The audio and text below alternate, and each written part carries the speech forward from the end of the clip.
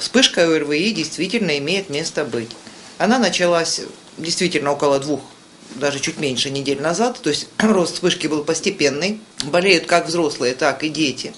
Мы мониторили обстановку в течение небольшого времени, нам немножко еще нужно времени для того, чтобы мы разобрались. Общий карантин по всему городу мы объявлять не будем однозначно. По избирательным, как детским дошкольным учреждениям, так и школам, возможно, объявим карантин. Вот школа-интернат, скорее всего, будет объявлен карантин, потому что там дети находятся постоянно. Еще одно. Очень многие начинают с первого дня заболевания принимать антибиотики. Этого делать не надо. Это снижает иммунитет. На вирусы, будь это грипп, будь это любая другая вирусная инфекция, антибиотик не оказывает никакого влияния. А общий иммунитет организма при этом страдает.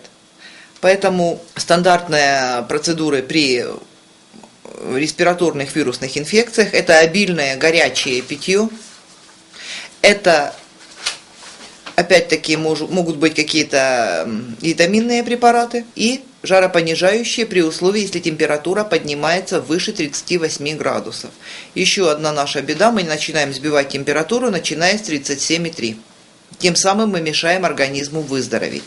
Температура до 38 градусов, особенно у взрослого человека, она не только не вредна, она еще и полезна для организма. Таким образом, организм борется с инфекцией.